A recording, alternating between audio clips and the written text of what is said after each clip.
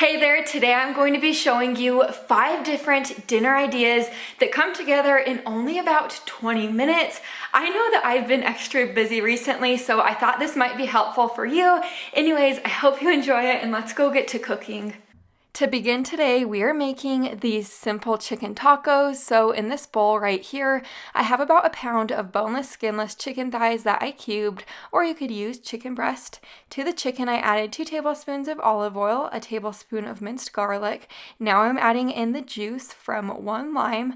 After that, go ahead and add in your seasonings, which are just a little dash of salt and pepper, tablespoon of chili powder, half a teaspoon of paprika, and a half a teaspoon of garlic powder. Stir all of this together.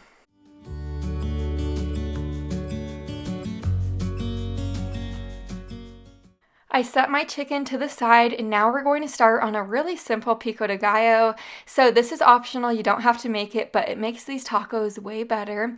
After I diced up an onion, 2 tomatoes, and about a half a cup of cilantro, I added it into this bowl. You also want to dice up a jalapeno, but I totally forgot to buy it at the store. That's why I didn't add it in. Now I'm adding in the juice from 1 lime along with a half a teaspoon of salt and a dash of pepper. Stir this together and then let it sit in your refrigerator while you cook the chicken.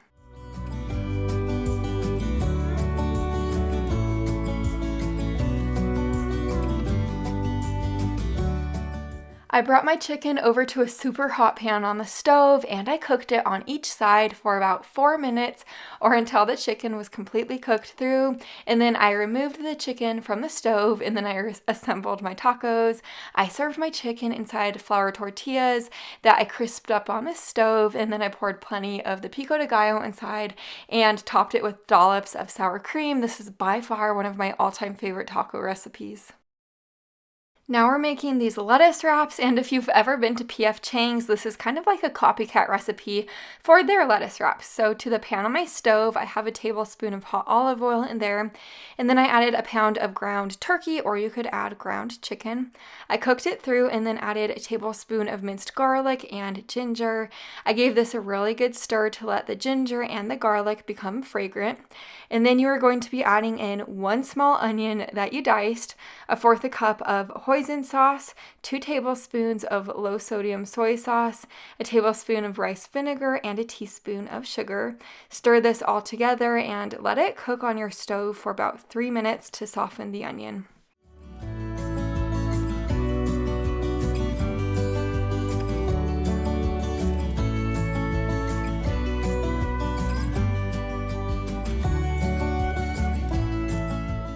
The last couple things you'll be tossing in is 8 ounces of sliced water chestnuts that are drained and about 3 sliced green onions with a dash of pepper and salt. Stir this all together and let it continue to cook for an additional 2 to 3 minutes. After that, it is ready to assemble your lettuce wraps. So I have 3 butter lettuce leaves right here, and I'm going to be putting scoops of this mixture right into the center of them. Like I said previously, this is kind of like a copycat recipe to the P.F. Chang's lettuce wraps. I do think they taste similar. I topped mine with a little bit of sesame seeds. These are so good. They're full of flavor, and I really like how the water chestnuts add a nice little crunch to them. Now we're making this tortellini pasta carbonara, and if you're scared to make carbonara, don't worry, it's really not too bad to throw together. To this purple bowl, I added 4 eggs. Next, you'll be adding 1 cup of Parmesan cheese, and then whisk this all together and then set it to the side.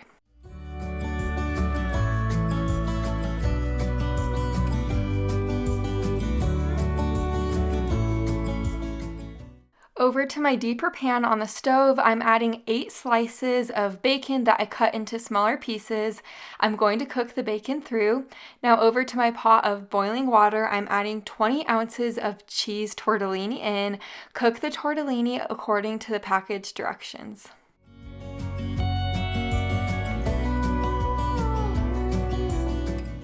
Now that we have our bacon cooked, you want to remove it to a separate plate lined with paper towels. You do want to do this with a slotted spoon just to ensure that you save all of the bacon drippings in your pan. Back over to my cooked tortellini, you want to remove 1 cup of the pasta water and save it for later. After you're finished with that, remove the tortellini and drain it and then set it to the side. Now to the bacon grease that we have on the stove, add a tablespoon of minced garlic with 1 small finely chopped up onion. Stir this all together, and while that is cooking away, we are going to move back over to the egg and the Parmesan mixture. Add in a tablespoon of the pasta water that we saved from earlier. Whisk this super well and then add an additional tablespoon of the pasta water in. Whisk it well. This helps temper the egg so it doesn't scramble when we add it into the pasta. I have my heat off at this point for the onion and the garlic, and then I added in the tortellini. Stir this super duper well. Now it's time to add in the egg and the Parmesan mixture. You want to add it in a little bit at a time and then stir it, and continue to do this until the egg and the Parmesan mixture is all gone.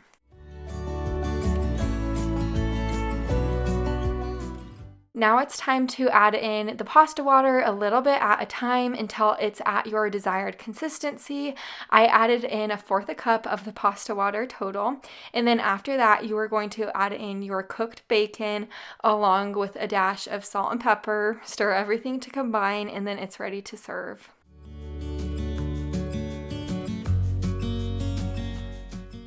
I sprinkled the top of my tortellini with plenty of fresh Parmesan cheese. If you've never made anything like this before, I definitely think you should. I really think you would enjoy this one. Now we're making these 1-pan enchiladas, so over to the deeper pan on my stove, I'm adding 1 pound of ground beef. I'm going to crumble the ground beef up and cook it through. While the ground beef is cooking away, I am going to cut up our corn tortillas. I have 6 corn tortillas right here. I'm cutting them into thinner strips and then in half.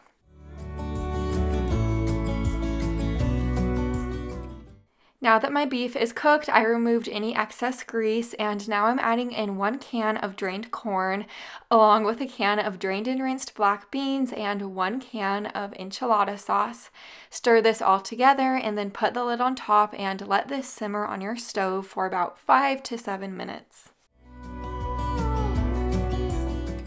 Now you'll be adding the tortilla strips in and then stir them to get them coated in the ground beef and the bean mixture. After that, I sprinkled 1 cup of shredded sharp cheddar cheese on the top. I let this continue to simmer on my stove for about 5 to 7 minutes, and then it was ready to serve.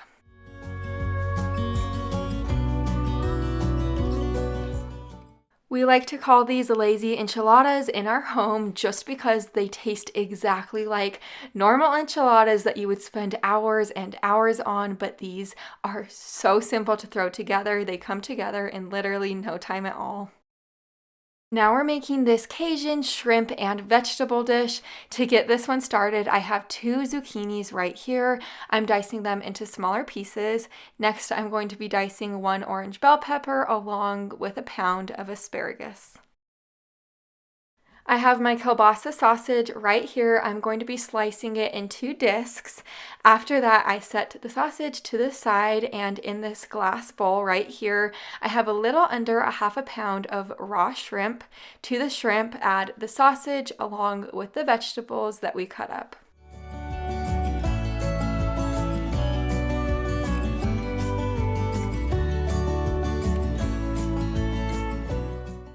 The rest of the ingredients I'm adding in is 2 tablespoons of olive oil, a dash of salt and pepper, and then 2 tablespoons of Cajun seasoning, or you could use Old Bay seasoning, whatever you prefer.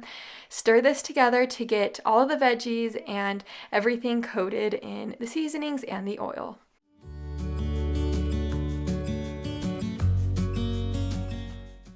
Over to my hot pan on the stove, I'm going to be adding this mixture right in there, and then you are going to cook it for about 5 to 10 minutes or until the vegetables are tender and the shrimp is cooked through.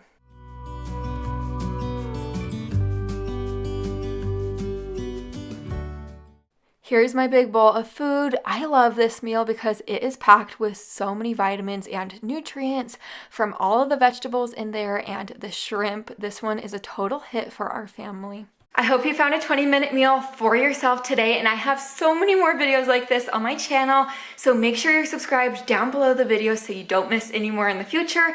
I'll see you in the next one. Bye for now.